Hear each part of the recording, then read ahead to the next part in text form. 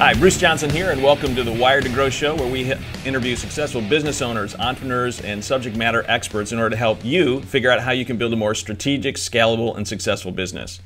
Our sponsor today is Personality Type Leadership, how to lead people who don't think, act, and feel like you. So if you struggle with people who aren't motivated the same way you are, who aren't encouraged the same way you are, who don't seem to resolve conflict the same way you are, etc., then you owe it yourself to check out personalitytypeleadership.com.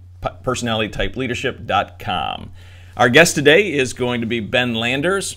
Ben is the CEO of Blue Corona, a data-driven online marketing and analytics company that he started in 2008 with his co-founder Bob Perini, and they're now 7 years in, and they've aggregated about a little over $11 million. This year they'll do around $5 million. They've got 45 employees, and they're now a three-time Inc. 5000 winner. So welcome, Ben, to the show. Thanks, Bruce. Thanks for having me. Hey, it's exciting to have you here. And true confession, Ben and I actually shared a stage, 7 years ago for the Chamber of Commerce event. Yeah, so yeah. We've known each other for a while. Yeah, I think that was when we first met, and that was I kind of watch who the speakers are, for that event, moving forward, and I kind of feel like we might have been the peak. Spoken humbly as the two guys who now are evaluating that. Exactly. That's kind of funny. All right, so to make sure the people who are listening kind of have a context of what you do, that phrase "data-driven online marketing and analytics company" is not a common phrase for a lot of business owners. So why don't you describe that, and then we'll go back into the story. Yeah. So in plain speak, we work with small, medium-sized businesses. Our target is really home service company. So roofer, remodeler, plumber, HVAC, landscape design, those kind of folks. We have clients that span a lot of different industries, but that's really our core focus. And for those types of companies, we essentially track all their advertising. So we have some tools and a kind of a software platform to track their advertising so that we can show them what's working and what arguably should be changed or eliminated. And then we act as a virtual online marketing manager for those companies. So when you think about someone who's running a $1, $2, $3 million home services company, to have a graphic designer, a data analyst, someone who understands who can write copy and do content marketing and SEO, who can manage their pay-per-click campaigns. Those are a lot of different specialties that are in high demand right now. And so it's difficult for a small business to do that. So we provide, I would say, a very cost-effective alternative to sort of have a team like that working for you, but at a fraction of the cost of what you pay, right. To have an in-house person. So in plain English, that's kind of what we do. We help our clients figure out what's working and what's not with advertising and get more leads and sales from the web, in a nutshell. There you go. And everybody now knows what that phrase means.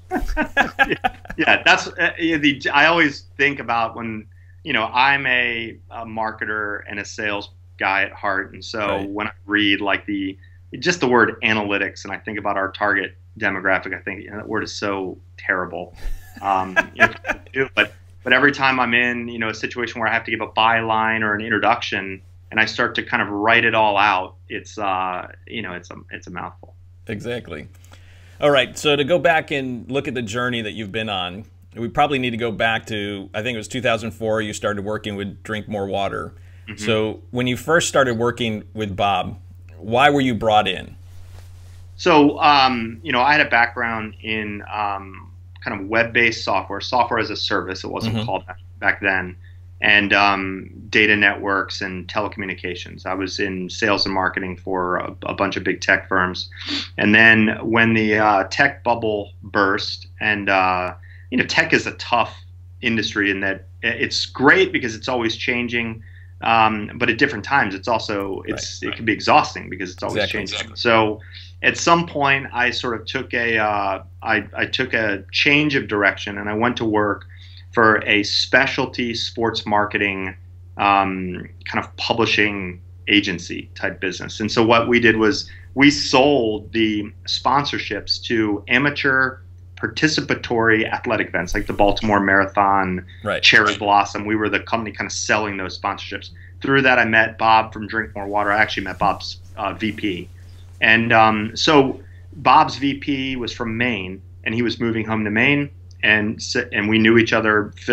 His name was Phil Coop, and Phil said, you should come out and interview with Bob to take my job. And I thought, this is not the direction that I saw my career going, from technology to sports marketing. Now I'm going to go work for a local bottled water company. Right.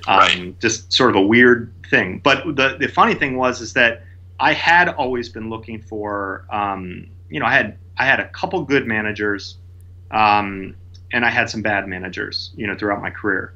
And I think I was sort of in search for, a mentor. And as I talked to people in the Maryland, D.C., Virginia area where Drinkmore is obviously located, the feedback about Bob was nothing short of remarkable. It was essentially, this guy's a genius, Harvard Business School guy, and he owns multiple companies. Hungry, ambitious people, and kind of teach them the game of business. And some of them have gone on to run other companies, either that he has a stake in or that they've started on their own. Right. And so, that's what attracted me to it. And then from Bob's perspective, it was kind of like, all right, I've got an 8-page brochure website. I track all my advertising kind of in a very manual fashion. I'm an engineer by trade, so I want to know how everything's working. And I need someone who can kind of take me all in on the web, because I think at the time when I met him, he was 50 or 51, and it was kind of like, I'm kind of beyond, tinkering around, on the internet. It's like I'm sort of past that. I could figure it out, but I want to bring someone in to kind of take me all in on the web. And so that's how we initially got engaged. I had a background in web marketing through all the software as a service side of things, and recruitment advertising. I started at hotjobs.com pretty early on. Right. So that's how we met. And I remember when he interviewed me, he said, "Where do you want to be 5 years from now?" And I said, either coming out of a top business school or running my own company. And he said, "Well, why would you go to business school?" And I said, I have a sales and marketing background. I'm not an ops finance guy. So I either need to find a partner that is, or I probably go back to business school. Right. And he said, "Well, I have an MBA, and I'll give you the practical version. And I'm a financial engineer, and maybe we'll start a company together." And then 4.5 years after that interview, we had started Blue Corona. So. Okay, so before we get to the Blue Corona story, what was the transformation that you made at Drink More Water that was significant, that ultimately led to the creation of Blue Corona? Sure. So there were really two parts. When I came into Drink More, we were tracking all the advertising in a very manual fashion. And so Bob and I kind of together created a system, kind of cobbled together a system to automate the tracking of all the ad campaigns. So that was kind of the first piece, and it was an aha moment from the standpoint that we thought that, this is something that isn't commonly being done for small businesses. Right. Could potentially be another business. The second piece was that Drinkmore had an 8-page brochure-style website. I had a lot of opinions in terms of how websites should function and how business owners should think of their website, kind of thinking of it as a sales funnel, even when it's not an e-commerce website, which again, I think today is pretty common, but back then everyone had a brochure website, and that's how they kind of treated it. I thought of the website as almost like a silent sales rep that should have goals and that kind of thing, and we should have analytics tracking it. Bob bought into that very easily, but then Bob also had his own idea where he thought, where is it written that I can only have one website? I mean, in other words, why can't I have a website for bottleless coolers? Why can't I have a website that's residential only, commercial only? And the whole idea would be that, the search engines seem to really like relevance. So if you have a website that's only about office coffee, in a way, it should be much more relevant than a website that's about office coffee and bottled water. And then the second piece was, we also thought that from a conversion rate standpoint, if someone's coming to a website looking for office coffee, they wouldn't see all the bottled water related information. It would just be office coffee, and that's what we do. Exactly. And so when you take the ad tracking and then the sort of the belief system with respect to the website and how companies can have multiple websites and how they should track them. Those two, I think, were the transformations both from Drinkmore's perspective. Drinkmore did very well when I was there, and it's not a singular accomplishment. There were a lot of people involved in that, and then that also led to the creation of Blue Corona. And I think if I remember correctly in the story, right, the significant driver was the online. I mean, it was the primary driver of revenue when you made those switches. Yeah, I mean, water companies back in the day would have, they would do really heavy consumer marketing. So TV ads, direct mail, radio, billboards, just a lot of direct response and branding campaigns. Did a ton of yellow pages back when that was a thing. And then on the commercial side, you would hire guys to essentially go door to door to offices and try to get a cooler in place for some sort of trial. And we did all that stuff. And when we started tracking the advertising, we saw that most of the advertising couldn't be quantified. And when it could be, the results were pretty dismal. We eliminated a lot of it, and everyone said, "Oh, you're killing the brand. You're going to lose market share." And we kept growing, and we put that money right to the bottom line in a lot of cases. And then on the commercial side, those kind of door-to-door sales guys. I mean, after I was at Drinkmore long after 9/11, but when 9/11 occurred, office security, even for small businesses, you just didn't stop by someone's office and wander into their kitchen. You wind up in handcuffs doing stuff like that post 9/11. So but essentially we were able to eliminate these direct sales reps and just have businesses and consumers going to the Drinkmore website, getting some of the information, which would prompt a call, and then we would convert it from there. So it was just a much more efficient. It was like an example of the internet disrupting something. Exactly. All right, so you started getting some traction. Things are succeeding. So how in 2007, 2008 did you and Bob come up with the idea of starting a new company, a new Blue, which ultimately became Blue Corona? So, again, the idea was really born from the work that we were doing for Drinkmore. And I would say that, we have multiple companies, and all of them, I think in every case, have come from something that we wanted to do for ourselves, and that we were going to do like one way or the other. Right. And validating it and saying, what, if we end up building this thing and we're the only ones out there that want to buy it, so what? Let's just do it anyway. Exactly. So again, that when we were, tracking the advertising, we were getting so much growth from the web, but then we would go, like Rory Coakley had a property management business that was very small. And, he did all the traditional things to kind of market that business. He had it incorporated with his real estate website, so it didn't have a standalone website. And, it was growing, but it was growing like at a pretty, like a 5% rate or something. And it was like, Roy, have you ever tried pay-per-click? Do you know what pay-per-click advertising is? Like, no, and I remember his first response was like everyone else's.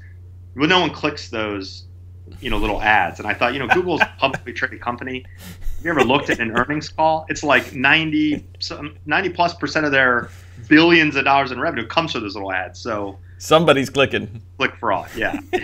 Not all, erroneous clicks. So, those were the when we kind of saw what we were doing, and we're asking business owners, like, have you ever tested this stuff? And everyone's kind of looking at us cross-eyed. We kind of looked at each other and said, like, look, I can keep working for Drinkmore. We can keep growing Drinkmore. We had a great run up into that point, but ultimately, could this be an even bigger growth engine?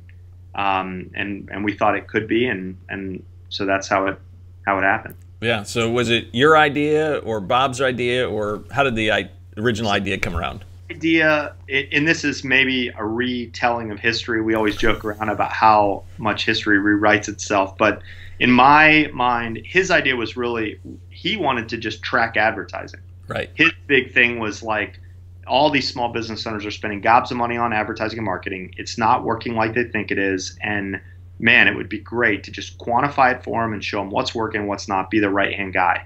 And that's how we started. And so, but the funny thing is that we tracked Yellow Page advertising for a plumbing company. Mm-hmm. They were spending $60,000 per month on Yellow Page ads. Wow. And when we tracked it and they saw that they were getting, to the Yellow Pages credit, they were getting leads and sales from the Yellow Pages. It's just that the costs for those leads was going like this and the volume was going like this. And so we told them, when the rep comes back in, you got to tell them like, hey, look, this is what I'm paying. Right. Or I'm out. The Yellow Page reps only made a commission if they upsold the client Correct. from the previous package. And it's like, you can't do that because that would be a disaster. Right. So the owner of that company said, look, I've shaved $60,000 to like less than 10. What the hell do I do? What do you suggest I do for growth? And it's like, that's, you almost, it's like someone just throwing the meatball, right into your hands. And I said to him, like, have you ever tried AdWords? When's the last time you rebuilt your website? What's your website's conversion rate? Do you have any idea how many leads you get from the website today? Have you ever optimized the website? Do you have a blog? And it was like, again, sort of the glaze, going over. Right. And so I remember going back after that meeting, going straight to Bob's office and saying, we're going to do ad tracking and web marketing. And when people are asking us what they should do with the money that they used to spend on whatever, we're going to ask them what they're doing with the web and then try to help them get set up with that. What we found, of course, is that I kind of look at it. I'm not a big golfer. I'd like to become one at some point, but you work too many hours to be able to do that. I work like 2 hours. But I would say that most people would probably rather buy new clubs or nicer golf balls than to hire a coach. Right. And so I think that one of the things that we kind of found out is that although I believe that most business owners could benefit the most from tracking their advertising, having an accountability mechanism for their internal marketing department or their marketing vendors, it's much easier to sell, ranking at the top of Google or a sexy new website than ad tracking. It's like the most bizarre, everyone intellectually understands it. And when it comes to writing the check, it's like, well, I don't need all that ad tracking stuff. I just want to rank on Google. And it's like, you're missing a big part of what I'm selling. Exactly. What people want and what people need are almost always radically different. Very different. Yeah, very different. So in a way, we ended up selling the advertising and including the tracking. It was like, oh, you don't want to pay for the ad tracking? You're going to get that for free, and you'll hire us to build your new website, and that's great. And the hope was that over time we could demonstrate the value, get them addicted to the tracking data to the point where if they ever said, okay, we built the website, we're kind of done, it's like when those nice reports that show you your return on investment stop coming over, there's a sense of being, if you've ever had someone great, do your finances and then you try to switch and do them on your own, and you realize that to get that level of granularity is like a lot of time. Right. And all of a sudden when you don't have the level of granularity, you're like, I can't operate, without it. I'm blind. That was our, kind of our strategy, if you will. Yeah. So why do you guys think that you decided to create a new company as opposed to a subco of Drinkmore? Well, I mean, again, that would be probably a better question for, for Bob. I think that from what I kind of gather from this all, and again, we now have multiple companies, together, even kind of subs off of, or new companies that have come off of Blue Corona. Right. But I think the general idea is that, you want to try to, it's like kind of like whether they're employees or partners, you want to figure out what people want and then put your position, your goal, kind of between them and their goal. And so certainly Bob could have set up another company and said, hey, Ben, you're running this. And I'm sure it would have at some point generated a nice, salary. But I think the idea was Bob is an entrepreneur in the truest sense of the word, where it's like, if I give you a, kind of a stake in the outcome, which is like putting your hand up on the table and saying, right. I put money in too, and for me, what I put in was a lot. And, it's like, if it didn't work, I would live, but I might be, missing And you wouldn't be playing golf. And I would not be playing golf. So I think, part of the game is you give people a stake in the outcome. Ownership is a great way to do that. Obviously, if Blue Corona had become, a 200,000 hour company, I would have 50% of, a P, and so it aligns our interests very well. Could that have been done with some sort of like a division or a sub entity or something like that? I mean, it could have, with phantom shares and stuff like that. But again, this is kind of Bob's playbook for building out companies, family of companies. Yeah. Yeah, very exciting.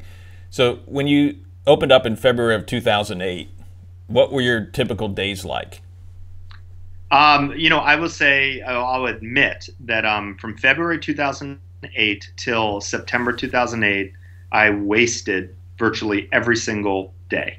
I came into the There's an honest confession. Yeah, I didn't think at the time I was wasting the time, but I made a lot of mistakes. So first of all, I was in the Drinkmore building. So the Drinkmore building's a pretty big building, 40,000 square feet. The downstairs was unoccupied. It was just storage. So I had a room in the basement, if you will. And I would come in every day in flip-flops and shorts and a T-shirt because I was sitting on my butt all day on the internet. And so initially, we didn't have a website. So step number one was we got to build a website. We had some money, but it was all money that Bob and I had put into the company. So when I started looking at what it was going to cost to hire a firm that I thought would do a decent job, it was like, man, there goes a lot of our nest egg. Right. So I'm not going to do that. So I got a template. I bought a template, HTML. This was before content management systems were. I mean, back then WordPress was. I mean, it existed, but not like it does today. Right. And so I built that website. It was, I think there's you can find it online if you look hard enough. It was horrific. I was writing copy for that website. I was making cold calls. I was going to networking events. And when I say I was wasting the time, I was kind of making, I made a lot of assumptions. I assumed that, we're a web marketing firm. We have to have a website before I start going out and pitching people. And, it's very, very logical, I think. But, Bob was like, no, you don't. Like you can go out and pitch people. He would even say, why are you writing? I was writing blogs even back then. And Bob said, like, who the hell is going to read your blog posts? Like, why aren't you cold calling people or, going to networking events? And you think, guys like Rory Coakley are sitting around reading web blogs, it's that kind of thing. I kept blogging only because I liked it. Right. And then later, of course, blog post became just like a landing page, and we do get tons of leads. This is probably the only example of where I've been right and Bob's been wrong. He was right for years with the web blog. Right. So for the first until about September, and then in September, we actually got a couple decent sized clients to where we had to hire. We initially hired. So my first hire was Bob's daughter, Alex. She came on in May, I think May of 2008. She had just graduated from UNC Chapel Hill. And now, how did you get that first client? The first client, all direct sales. So I mean, Okay. Cokie was like our beta. Clean Currents. I knew Gary Skolnick, who was the CEO of Clean Currents. Batley, Rockville, Harley Davidson. I knew Tom Buzas was the GM. We had the little gym in Mount Airy. I mean, it was all just personal sales, networking, like telling people who you are, what you do, and asking them what they do, and then if you could help them, plead your case, basically. Right. And then we got Capital Bank, which is a business bank, a little bit of retail, but mostly a business bank in Rockville, Maryland. And we got that one because Rory was on the board of Capital Bank, on the kind of the marketing. He was like the marketing chair. So they were doing a huge ad campaign to promote a remote teller device to business owners, and they were spending money on TOP and Washington Business Journal, and so it's like, who's I'll tell you, the easiest people to sell software that quantifies advertising performance to are bankers, private equity guys that are numbers guys that say, yeah, well, what are these WTOP ads doing? How do those compare to WBAL or Sports Talk 980 or whatever. So when we got Capital Bank, that was a significant client. They were spending a lot of money on advertising. It was a lot of tracking. It was a bigger company, so it was, with regulation. So we hired then 3 more people, just to kind of help with that. We were still losing money each month, and it's a great entrepreneurial tradition. Oh yeah, it was. I remember, one day our controller coming to my office on a Thursday or on a Wednesday and saying, "Hey, we need 15 grand in the bank by tomorrow to cover payroll and a couple checks." And I remember thinking, I had worked. The controller had been working for all Bob's other companies, so I knew her. And I said, "Colleen, I guess you don't know me that well. I don't have access to 15 grand. I can't just roll over to Chevy Chase and stroke a check for 15 grand. I need time. You need it by tomorrow."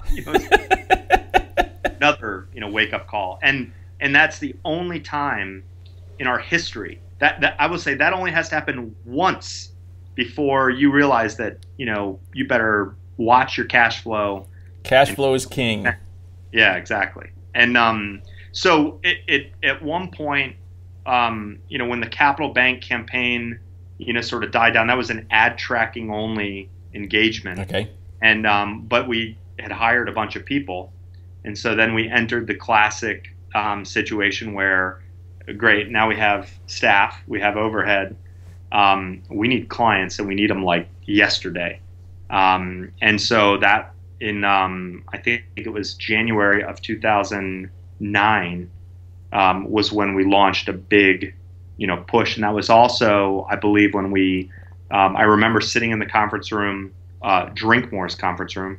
At the time, we didn't even have a conference room, and telling Alex, Caitlin, Chase, and Aaron that our goal was going to be to make the Inc. 500, in our first year of eligibility, which would mean that we would have to grow to 2 million plus in revenue. At the time, we were barely going to crack. I think we had cracked 100 in 2010. In 2008, we did $112,000 in 2008, and so you have to break 100 to qualify. Right. And then the Inc. is, of course, on your growth rate.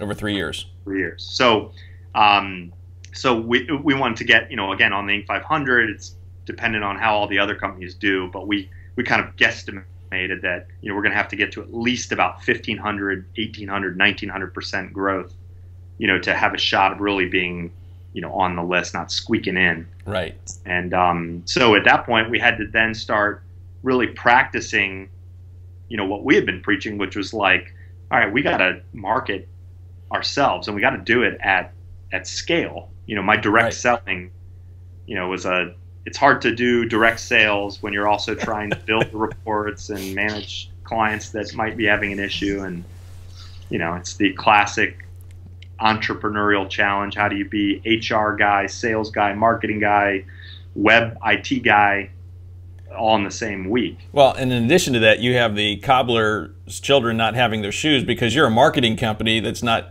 getting a systematic marketing plan in place. Right. And I think that also one of the, sort of as I look back at, if I had to distill my experience into different lessons, I would say one thing is I read tons of business books, and I think I get a lot of value out of them.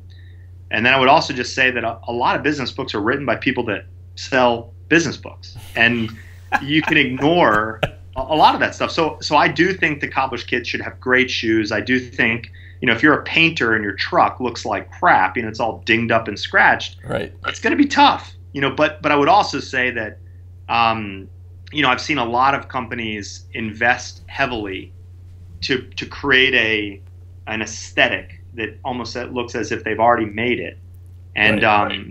Then they go out of business because they run out of cash. So I will say that there are a lot of people that will hire you even with that beat up truck, even though you're saying you're a world-class painter. We had a terrible website. Our marketing was totally disjointed. It's even today needs, when I look at it with a critical eye, our marketing has a lot of room, for improvement. But I kind of like that, because then you have a viable concept, You're succeeding in spite of how bad some of your stuff. Well, one of the things that I've noticed over the years is that you guys love using case studies.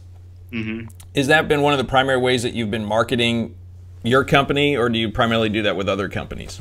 So, we have from very early on, we had the belief that we wanted to create a company with a really strong culture, and so we have core values, and we really try to weave them into everything that we do. And one of those core values is to make every client a case study. So when our business development team is out meeting with prospective clients, they're supposed to be saying like, is this a client that we can legitimately turn into a glowing case study? Because if we can't, we ought to move on, and that solves a lot of other problems. For our client services team, when they're working on a client, it's like, yeah, you're doing what's in the contract. That's great. But if that's not going to generate a case study, maybe the contract stinks. Maybe we ought to do more than what's in the contract. And so the reason I say all that is that part of the idea was that I love the authenticity that everything we recommend clients do, we do. We make a lot of the same mistakes that the clients make.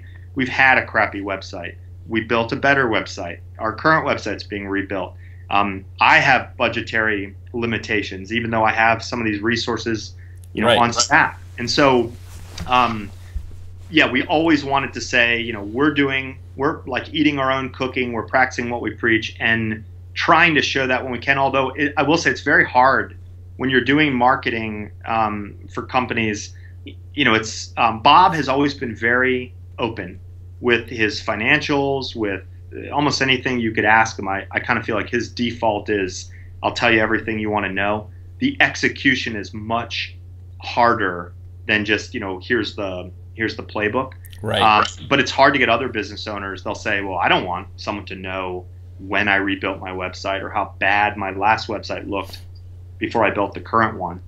So unfortunately, we probably have way more, kind of case study like results than we'll ever get permission to share. And some of the ones that you see that are anonymous, that's kind of part of the reason. Right. Can't get people to get on camera and say, oh, this is what I've done and how great it is. They've forgotten about that thing called Wayback Machine. Yeah. I mean, like it's like guys like you and I, there's almost I've thought about before just having a service where you just tell people all the different tools that are available with like a dumbed down like description of it. And I know free lists like that exist all over the web, but again, who wants to look? Exactly. Very interesting. Now, you've mentioned Bob quite frequently. Mm-hmm. If you were to look back over the last, 11 years or so, and you were to say, what are probably 2 or 3 of the most important things you've learned from Bob? Mm-hmm. What would you say he's really helped you with as kind of that mentor or advisor? So the number one thing is think and act like an owner, and that is our number one core value. I mean, if you Bob used to say when I worked for Drinkmore, he would just say, if it were your business, if it were your money, what would you do? Would you really spend 50 grand on this television campaign? Would you really, do X, Y, and Z? When I would be driving one of the Drinkmore trucks to an event that we were sponsoring, he would say, like, this is your car, right? So, do you want to take this thing into the shop? Be gentle, treat it like your grandmother, as I'm driving this, giant, water truck. So think and act like an owner. That was a big piece. The second was use data whenever possible, track everything. So I track my time. We keep our financials at a very granular level. The whole idea is that, with data or better data, and when I say better, I typically mean more granular, allows you to make much better decisions. I think when I look at small business owners' income statements, a lot of them have an expense called marketing, right? Maybe they have like marketing, advertising, marketing, promotional, or something like that. Or people will say, how did you hear about us? And the caller says, the internet. It's like, so at the end of the month, it's like, okay, I got to spend more money on the internet, whatever that means. It's like, that's not great data. So make data-driven decisions. I think Bob's gut intuition is incredible. I hope to one day get there. But I realize that when you take gut intuition combined with the data, you're always going to beat the gut intuition. I also noticed that part of why his spidey sense, if you will, is so great is when you select the bullseye on the front end, shoot for it, and kind of track it, you can, adjust the scope, based on the outcome. And so over time, it seems like you have this amazing intuition, but it's because you've been operating with the scope, kind of the whole time. Correct.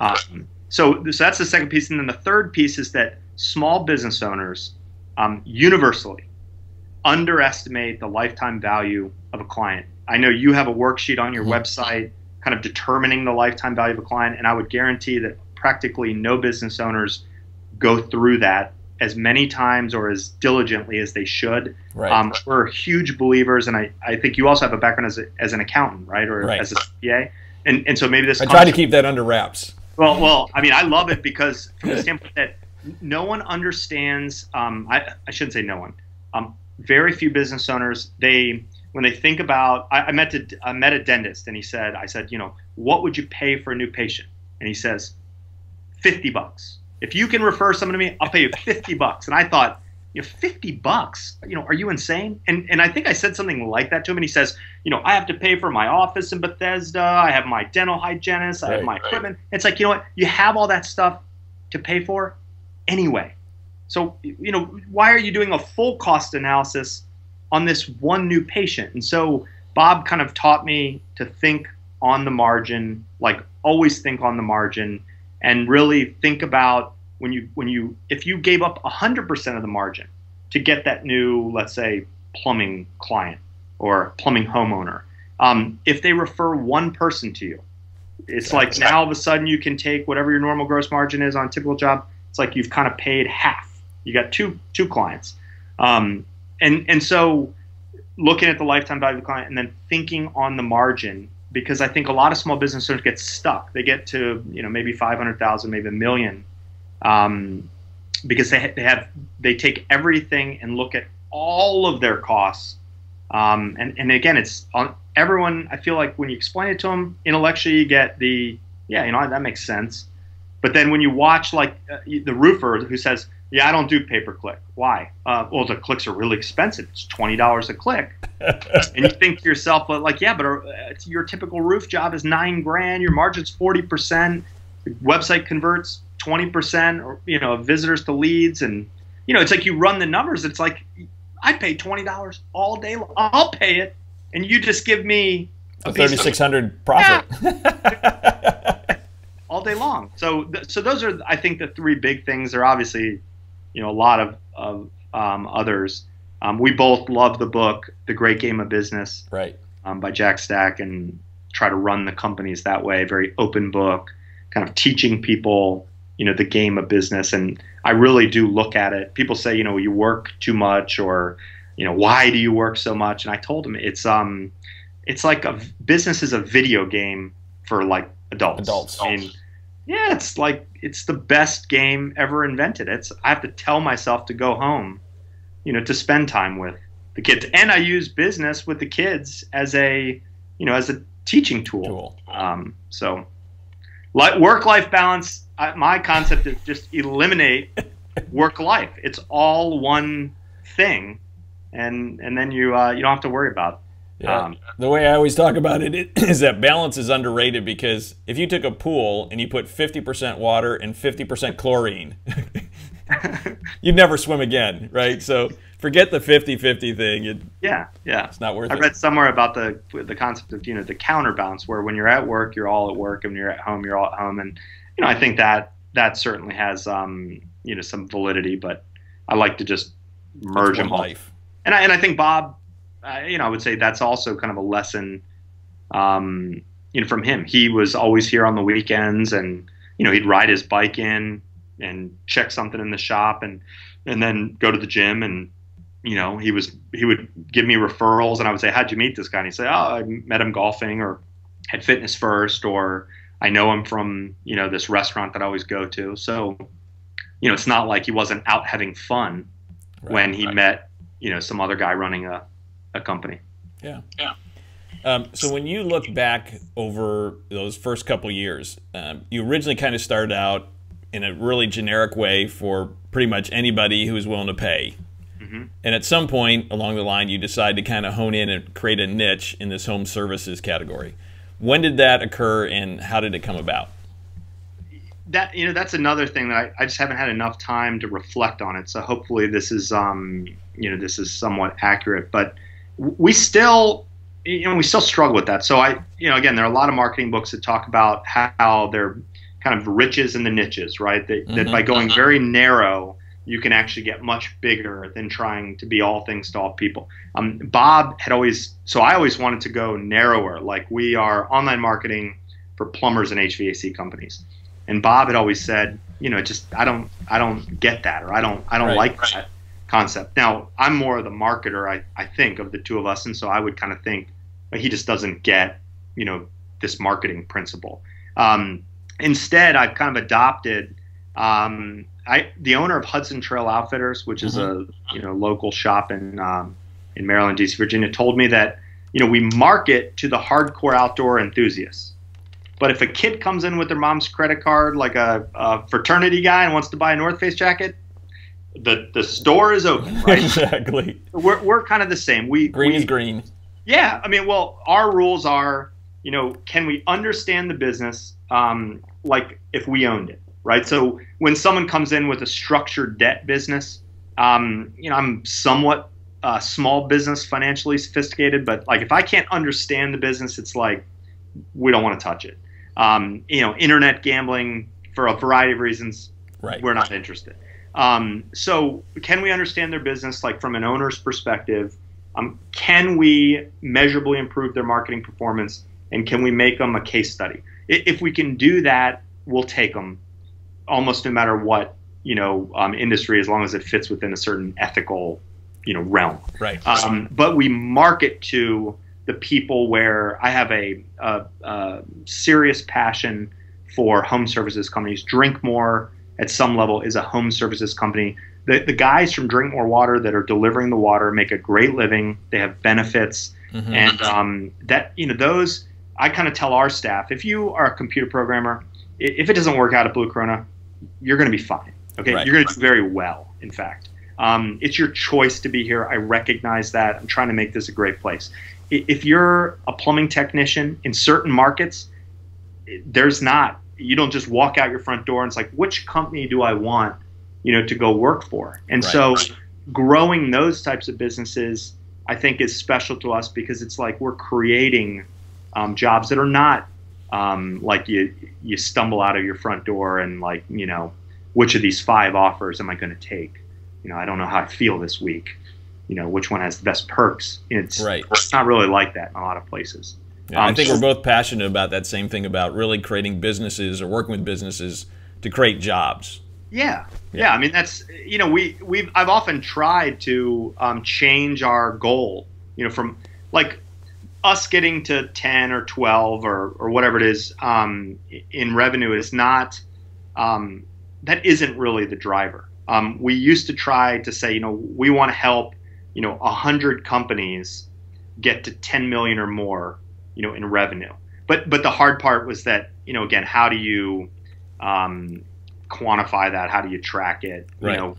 There are plenty of people that have big revenue businesses where their take-home net income is laughable, right. Because it's a lot of subcontractors and stuff like that. So, but to kind of go back to your original question, I think sometime around probably when we hit the 500, we kind of looked at it and said, we've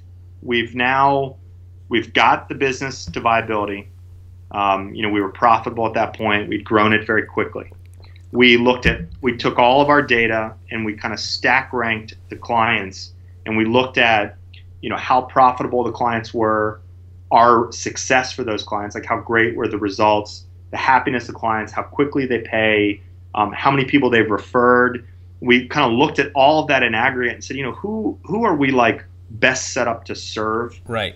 It's like, it's hard to do content marketing for a high-end financial services firm, because we actually have 2 people that have a finance background. They passed the Series 7, 63, but they're not available in mass to like create content and optimize content. So Whereas with plumbing, HVAC, roofing, a lot of people are homeowners, and it's easy to kind of get into the, like, what pain is the person who just had has an ice dam on their roof and the roof is now leaking. What Correct. pain do they have? It's easier to empathize, and there's a much bigger pool of copywriters and content marketers for that audience than, say, for like attorneys, where there's compliance and all sorts of other red tape. Right.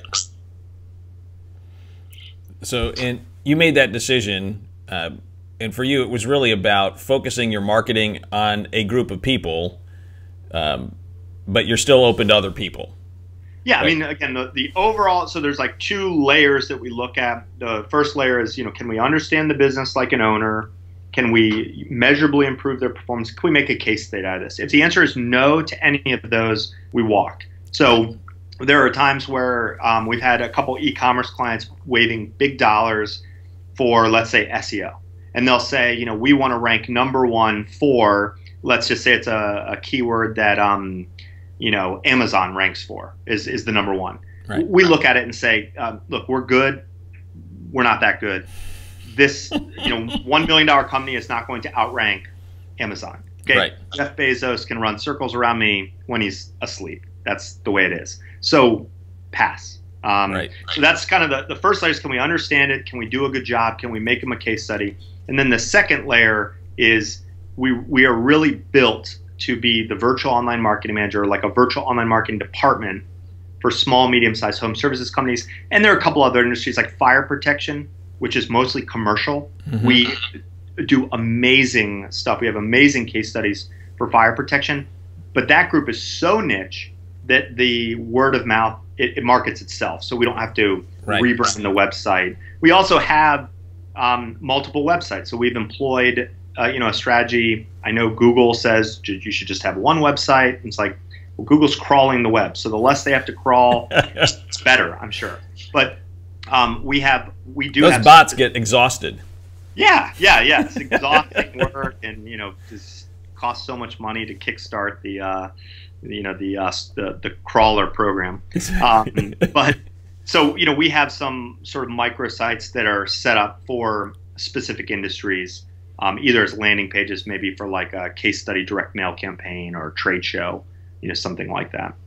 So as you're looking back at the growth of your company, and your first couple hires, then you got to 8 or 10 hires, and to 20, 25. Now you're in the 40s. Mm-hmm. How do you think you've had to change as a leader through each one of those kind of changes?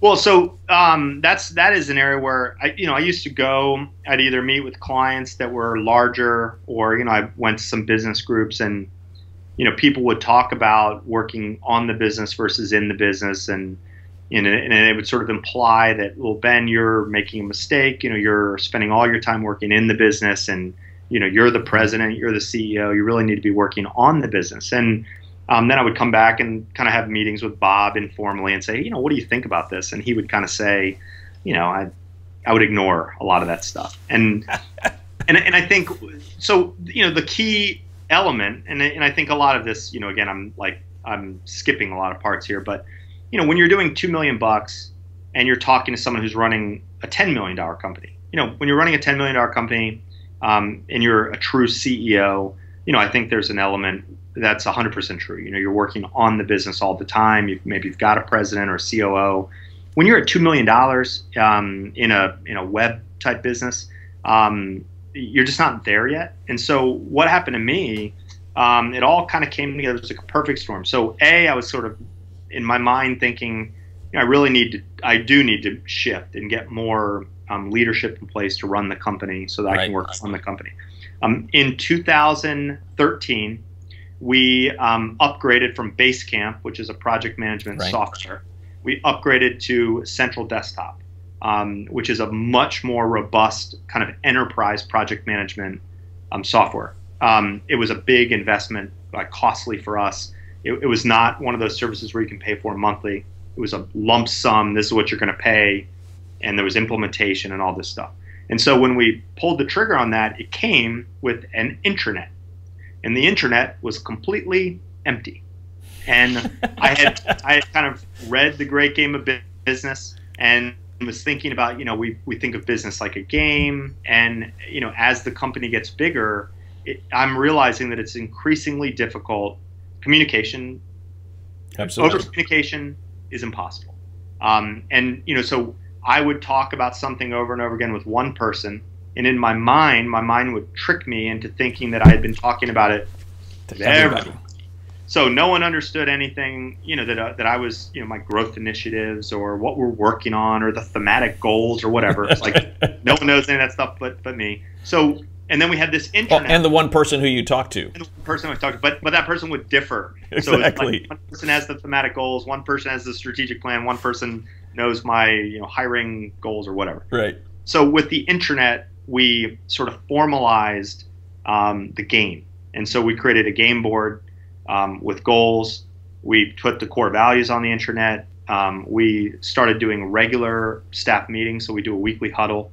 Good. The recap of the huddle is put in the internet. We do a monthly company performance update, quarterly performance updates. We put the company updates, the financials, key metrics, breakdown, analysis. We put them on the internet, and then we also bring them to life, in the weekly huddles. And so all of a sudden, what happened was I went from kind of going, what should I be doing as the president of the company or the CEO? Mm-hmm. How should I spend my time? We're still small. And to all of a sudden where, guess what? Keeping an intranet updated, company policies, performance updates, meetings to present the reports to the staff, that stuff takes a bunch of time. A lot. And so all of a sudden when people are saying, hey, can you go to the sales meeting? It's like, I can't, because I've made a commitment to the team to post a recap of the performance update on the internet, and I haven't even started, and it's due on Friday, and it's like right. Thursday afternoon. I gotta do this, and so one of the things that changed, and that happened in 2013. So in 2013, we were probably in the 20s in terms of the in the staff, maybe 30, low 30s. Mm-hmm. I've always, and this is kind of per Bob, always believed in having a very flat, org chart, strong ownership culture, flat org chart, and but that has to be kept within. At some point, then you start again, kind of saying, "Look, I can't do annual reviews. You can't do 15 direct reports." Well, yeah, and even to this day, I probably do. I probably have the equivalent of maybe 30 direct reports. Golly.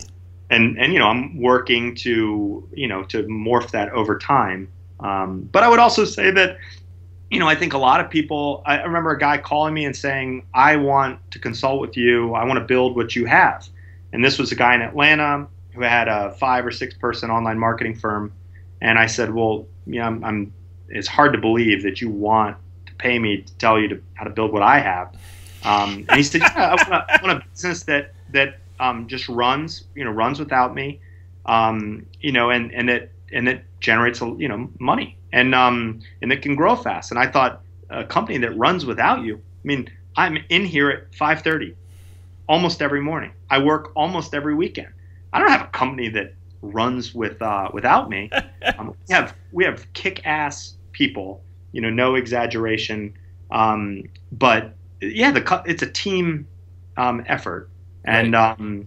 So when he heard that, he said, "You get in there at what time?" And I said, "Yeah, all of my blog posts about how easy everything is. That's all shtick, It's a lot of hard work." Yeah, that just reminds me, back in my old pastoral days, I was coming out of conference with some church planters, and I had a 10-year-old Honda Accord at the time, and we had a large church.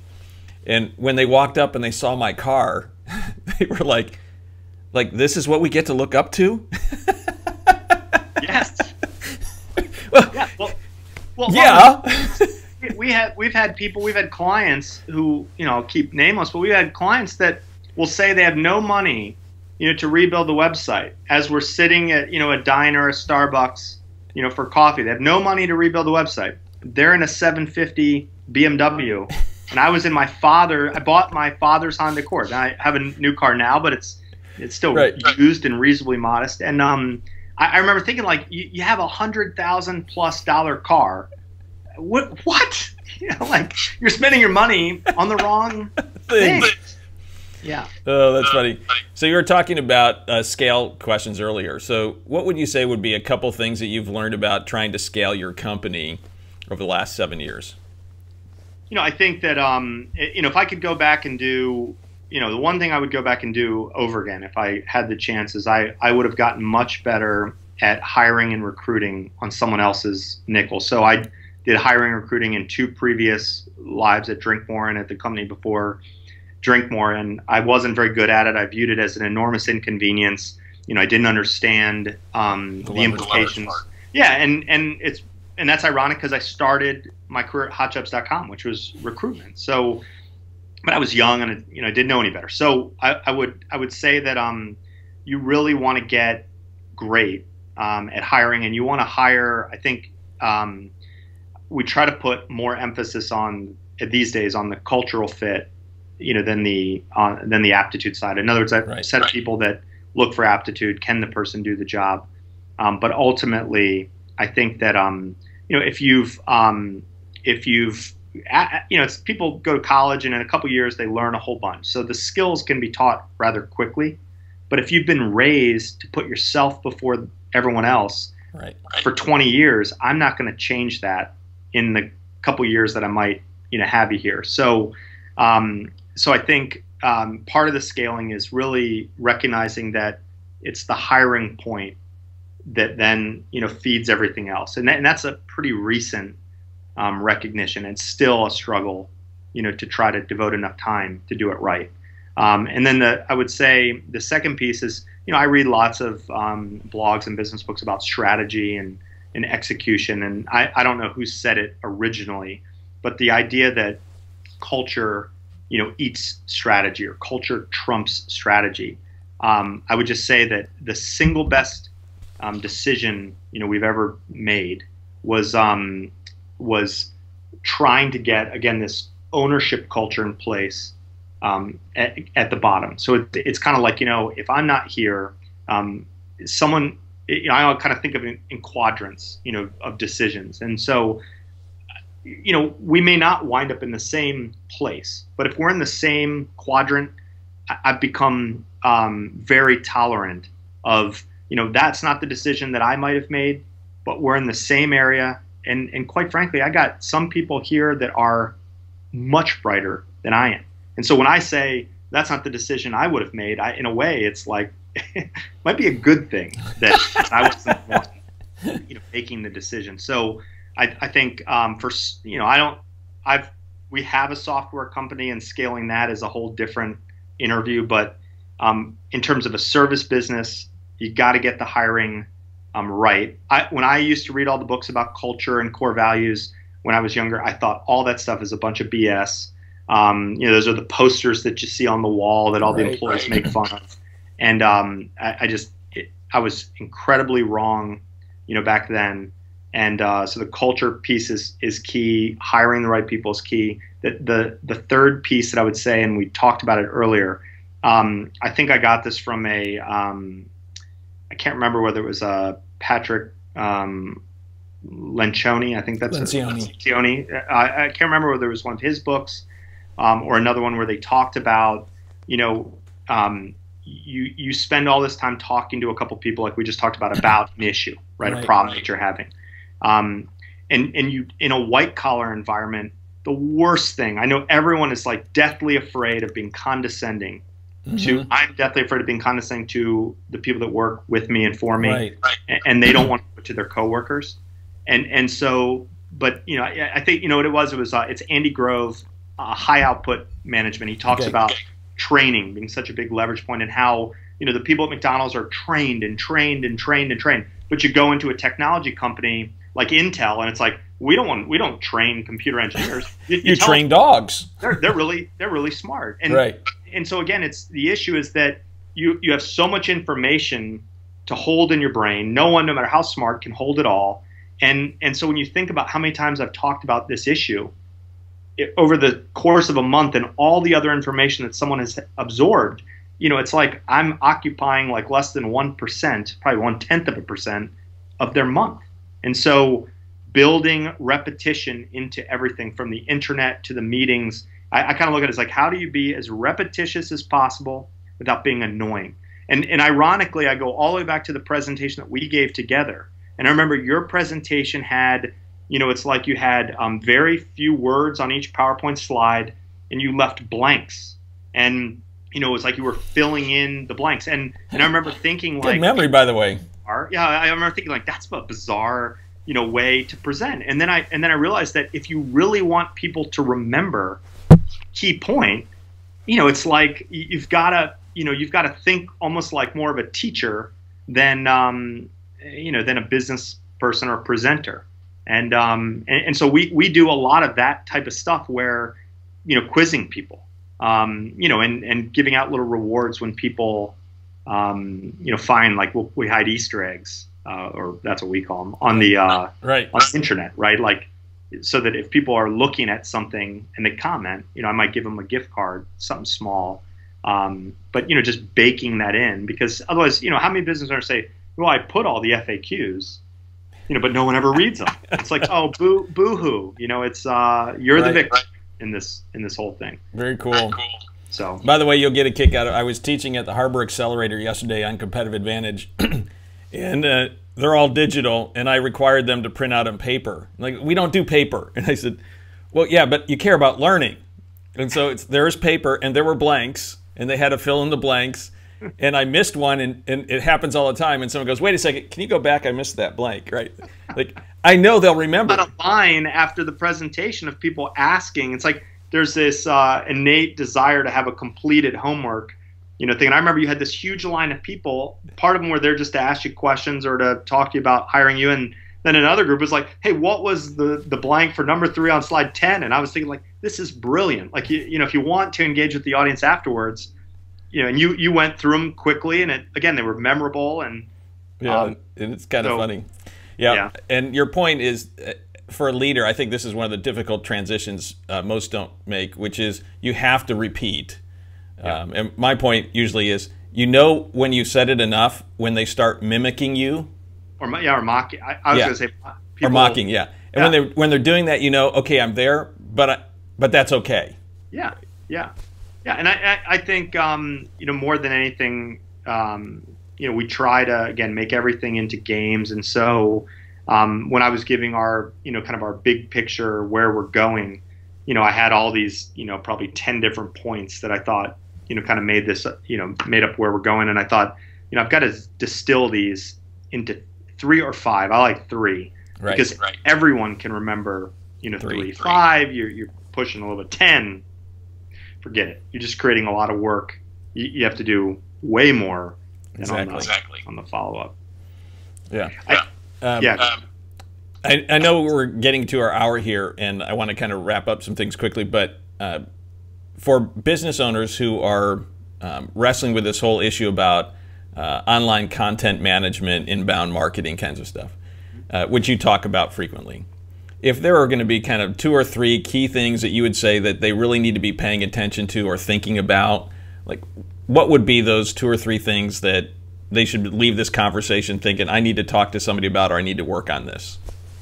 I think it's interesting because as the company's grown, I spend a lot more time working on the business side of things rather than the kind of the web marketing side, which is, it's bittersweet, I guess, in a way. But so I will keep them kind of big picture, and I would just say that I still think when we have a piece of software and we use it to analyze entire industries, so like the whole plumbing industry, all the websites in the plumbing industry, and we kind of look at what they're doing in terms of their website. Are they using video? Are they blogging? That kind of thing. And I think that it's still amazing, despite all the case studies about how creating content can help you promote your business, establish you as an authority, generate kind of links and references to your company, and get you more website traffic leads. People still aren't doing it, and I just think that people need to realize that back in the day, you were renting an audience from Comcast or from the Yellow Pages, right? You were so all you needed was money, basically. If you're creative, that was like a cherry on top.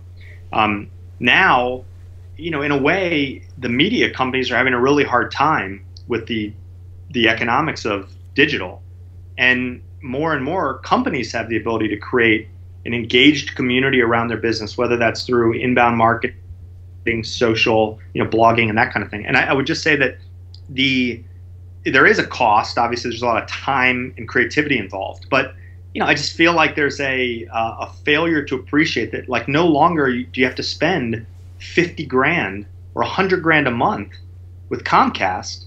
You could take half of that and devote it towards building, again, an audience online around your website, leveraging, Facebook, let's say.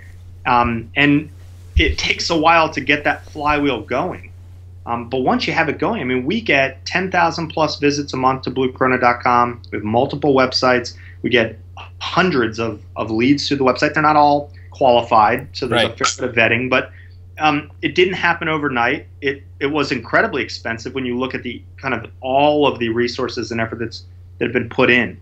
But it's certainly far cheaper than the traditional, or what used to be the traditional approach. So it's a takeaway number one is like content marketing, or whatever you want to call it, inbound marketing, is an unbelievably, it's like a game changer. You have to take a strategic approach. I think a lot of companies, they think, well, I need SEO, or I need a blog, and then they go out and like, who's the cheapest company that blog, on my business, or who's the company that can get me number one on Google, for this one keyword. That's obviously the wrong way to look at it. I would take a strategic approach. I think another element is also, and maybe this is related. Well, I'll give two more. The second one is track everything. Google and other companies are taking away some of the data, and it seems like they're probably going to put the equivalent of like a paywall in front of some of it in the future. So you should really appreciate all the free data that's out there today. Data is like the sword of the modern, or like maybe sword's the wrong word. It's like the 50 caliber machine gun. Better data allows you to win on the web. So track everything and quantify everything. Do your own testing. Don't listen to your competitors and what they say, or other companies in your seat, what they say doesn't work. Do your own tests. Come up with your own conclusions. Because frequently we find what works is the exact opposite of what all the blogs, kind of talking about. Or even what you anticipated, probably. Yeah, I mean, we were told not to send big, oversized book kind of direct mail pieces. We were told by a printer. The printer's out of business. We've been lucky and have grown, rapidly. And so, track everything and do your own tests. People will say things like the meta description doesn't matter, on your website. It's a obviously very sneaky thing, but the meta description matters a tremendous amount. Do your own tests. Remember that the web media, there's a book, it's not the greatest book, but it's called Trust Me, I'm Lying. And it was written by Ryan Holiday, who I think was the marketing guy at American Apparel, a very controversial guy, very controversial company. But the interesting part about it is he talks about the economics of digital media and how they have to publish clickbait-worthy stuff like 10 times a day. And so a lot of the articles are going to be written in a very you got to remember what they're trying to do, which is to get more eyeballs on the ads, not necessarily educate you on how to grow your business. So be careful there. It's an advertising platform. It sounds, you think it's about content, but it's a marketing advertising platform. Like and I think that's when we're talking about content marketing, for the clients, it's like we talk about giving value, adding value, giving value, but then at some point you gotta close. You gotta convert that. We're not doing this to be charitable. So the home service companies where it's like how to fix everything, you never have to call us. It's like, I don't know who's writing that stuff for you, but not what I would do. And quite frankly, as a homeowner, I don't want to fix my stuff. I just want to know. I want to find the article and know that you know how to do it, and then I'll call you. So I think the big things are there's still a lot of companies that are not adopting content marketing, inbound marketing. So I think that creates still a big opportunity for as much as you hear about it. And track everything. do your own tests, draw your own conclusions. I can't tell you how many times we have a business owner that says, I heard pay-per-click is a waste of money. It's like, well, who'd you hear that from? Well, my friend who owns, this company, who had, Haibu or someone, the Yellow Pages running the campaign. It's like, well, have you ever tested it yourself? Get the right track in place and test it. And I think we do, SEO, we do content marketing, we do direct mail, we do trade shows, we make cold calls, believe it or not. And we also do pay-per-click, email marketing, remarketing. We do all of that stuff. It's my money, and to a lesser, or I shouldn't say to a lesser, it's Bob's money as well. And we track all that stuff. So right. It can work, and it can work very well if you're smart about it and take a data-driven approach. That's awesome. When you look back over the last 7 years, what are you proudest of? I thought about that recently, and I would say there are kind of three moments. So when we achieved viability, meaning when we started generating enough profit, where I was taking a salary, we were generating enough profit to kind of grow the business organically. No more money was going in. I kind of felt like there was an initial finish line of like, thank God, we have a viable business. We're going to make it. How long? Who knows? And then the second piece was making the Inc. 500. That was a total team effort, a total team commitment, and a bunch of people really sacrificed an enormous amount. I really feel like it was the journey and the transformation that occurred with the people that were the core team there from the beginning of that goal to the end. I kind of feel like that's I'm proud of the impact that I believe that had on their lives and business lives. And the third piece was in Q3 and Q4 of 2013, where we built the intranet, really had it like built out. Right. We kind of started playing a game, like a business game, if you will, and the entire staff, everyone was engaged. People were doing things that you would never, it's like the stuff that you hear business owners kind of saying, oh, you know how employees are, they never do X, they never do Y. And I'm sitting there going like, you're doing it wrong. Because right. I've got people that could run your company and their day-to-day job is like a pay-per-click specialist.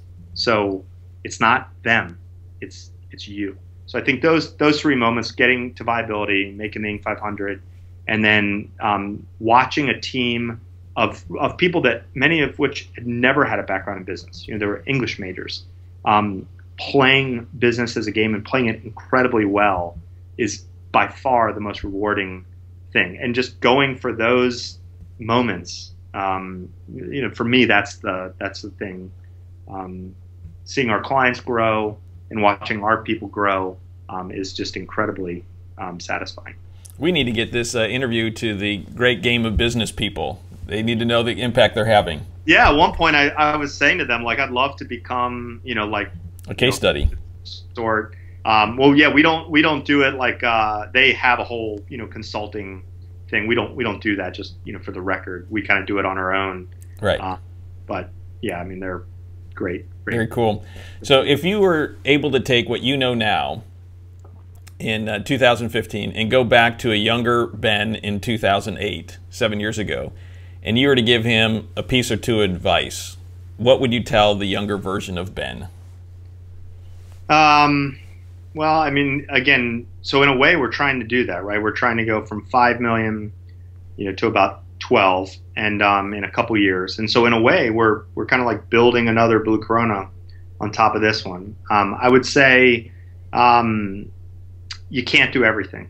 You got to prioritize. And so I have sort of built my own systems to create more discipline, in my day-to-day. So I would just say, if you kind of think big, even from day one. So, I did this because Bob made me do it. But, for example, if you're a small business owner, you don't have a partner, right? Right. You say you're profitable, but you're not taking a salary. You're not profitable. You say you're profitable, you're taking a below market kind of salary, and you have no advertising budget. You're not profitable. So like thinking about the business, if you want to build a real business, you got to think bigger. So I don't run any personal expenses through our company, zero. So our financials are super clean. Our profit is our profit. I don't have my groceries, on our card. And I feel like a lot of small businesses just treat the business. Their goal is to avoid paying taxes instead of to build real company. Right. It's like, look, I'm going to pay taxes. Okay. I read Atlas Shrugged. You don't mess with the man. You got to play the game. But so I think, going back in the beginning, I would say I still needed that lesson, to think bigger.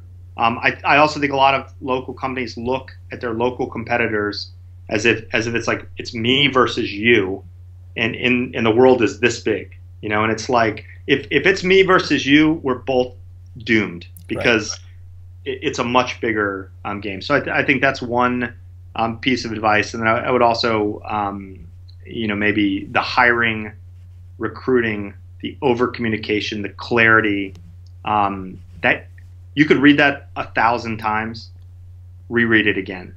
Exactly. It's just not, everyone says they get it. Yeah, you don't have to say it again. And then they go back to their office, the business owner, and they're too busy. Right.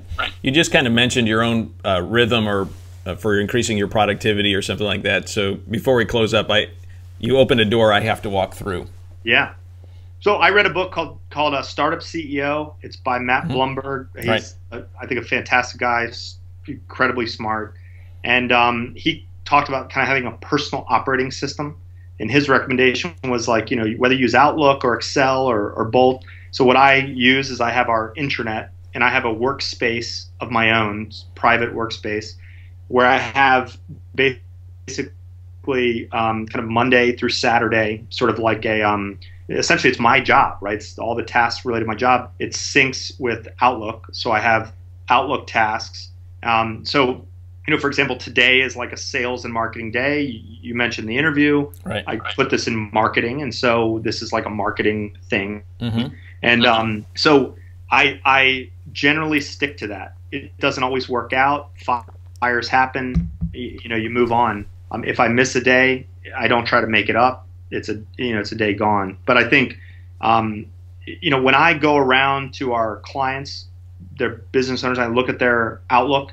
A lot of times it is completely blank, whereas mine is broken out. I have prep scheduled, for meetings that I have to be in or follow up.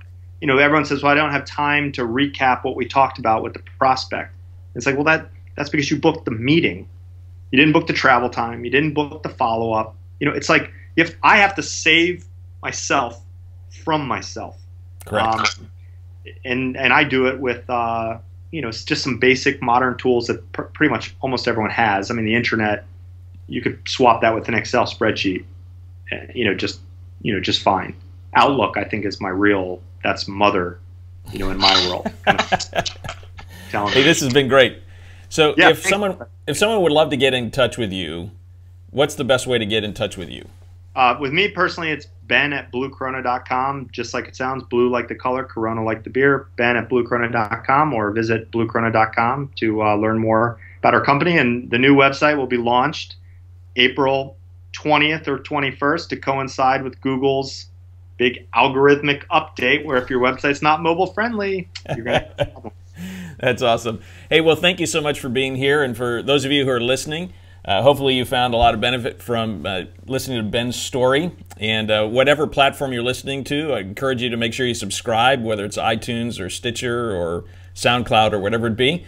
Make sure you give us a good rating, and look forward to some upcoming episodes. And if you need to get a hold of me, you can do that at wiredtogrow.com. So until our next episode, Bruce out to your accelerated success. Bye-bye. Thanks, Bruce.